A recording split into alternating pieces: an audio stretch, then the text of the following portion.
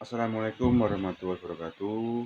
Selamat pagi, semangat pagi siswa-siswa kelas 8 yang ada di SMP. Di sini Pak Tan bertemu kembali akan melanjutkan bab 2 sesi 4. Untuk itu mohon disimak dan dipahami. Jika kurang paham silakan bertanya ke Pak Tan atau bisa menulis di kolom komentar. Sebelumnya kalian subscribe terlebih dahulu. Oke, terima kasih. Mengawalinya kita berdoa terlebih dahulu. Berdoa dimulai. Berdoa selesai. Oke, di sini ada materi yaitu peraturan perundangan dalam sistem hukum nasional. Ini ada namanya segitiga. Ya, segitiga atau piramida, perbedaan antara tata urutan peraturan perundang-undangan bisa kalian lihat di layar ini. Oke, saya lanjutkan.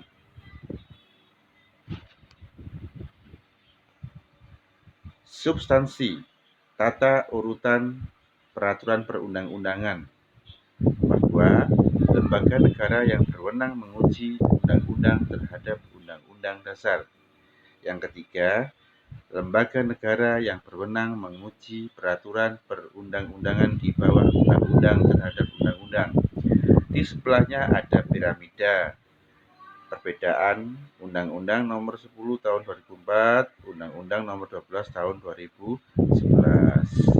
Nah, kalau 2004, yang pertama atas sendiri ada UUD 1945, Undang-Undang atau Perpu, PP, Kepres, terakhir Perda. Yang warna kuning, Undang-Undang Nomor 12 Tahun 2011, yang pertama tetap ada Undang-Undang Dasar 1945. Yang kedua, TAP MPR. Yang ketiga, Undang-Undang atau Perpu. Yang keempat, PP. Kelima, Perpres. Keenam, Perda Provinsi. Ketujuh, terakhir, Perda Kabupaten atau Kota. Lanjut.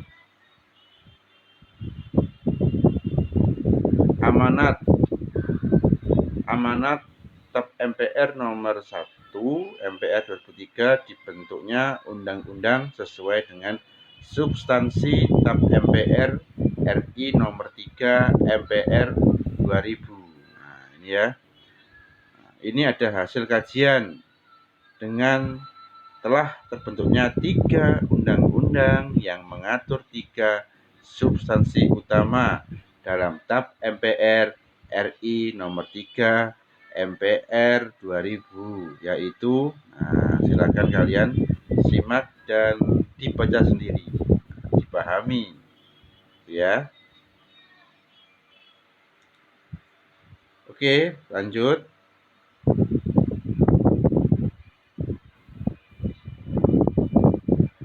Sifat dan ciri-ciri serta arti penting peraturan perundang-undangan. Sifat dan ciri-ciri dari peraturan perundang-undangan di Indonesia sebagai berikut. Merupakan peraturan yang tertulis, ya, ingat-ingat ya.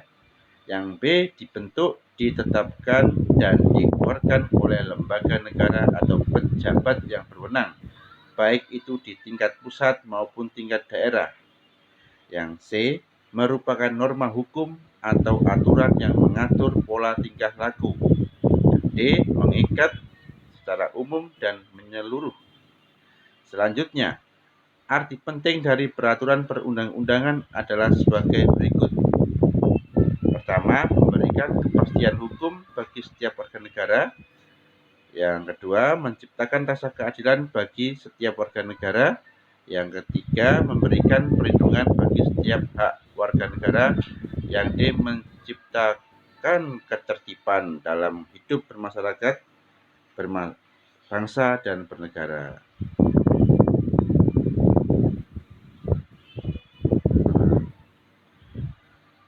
Selanjutnya, melaksanakan dan mempertahankan Undang-Undang Dasar Negara Republik Indonesia tahun 1945. Ya, silakan tuh dilihat di bawahnya ini. Ini ada yang di bawah sendiri, Pembatan Bajakan, perubahan Undang-Undang Dasar NRI tahun 1945. Kesepakatan dasar tersebut antara lain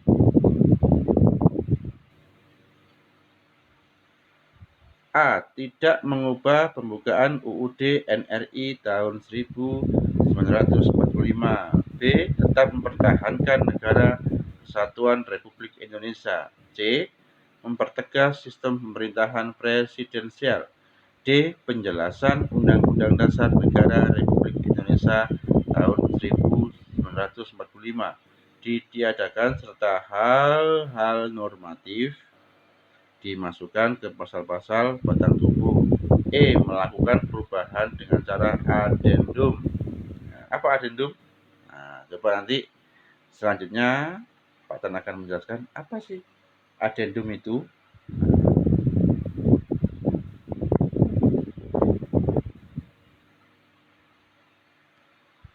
Melaksanakan dan mempertahankan Undang-Undang Dasar Negara Republik Indonesia tahun 1945. 3. Melaksanakan dan mempertahankan. Alasan tidak diubahnya pembukaan UUD NRI tahun 1945 adalah pembukaan memuat dasar filosofis dan normatif yang mendasari seluruh pasal dalam Undang-Undang Dasar NRI tahun 1945. Selain itu, pembukaan UUD NRI tahun 1945 juga memuat tujuan negara dan Pancasila sebagai dasar negara dan cita negara atau state yang paling dalam dari berdirinya NKRI.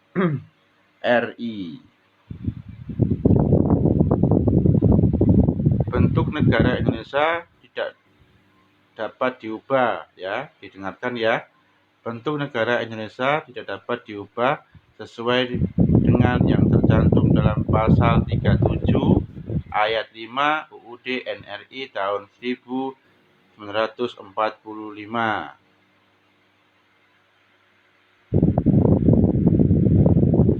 Bentuk negara Indonesia telah ditetapkan sejak awal berdirinya negara Indonesia yang dianggap paling tepat untuk mewadahi sebuah bangsa majemuk yang beraneka suku bangsa, kebudayaan, etnis, dan agama. Penetapan bentuk negara tersebut disertai juga dengan penetapan sistem pemerintahan, yaitu pemerintahan presidensil.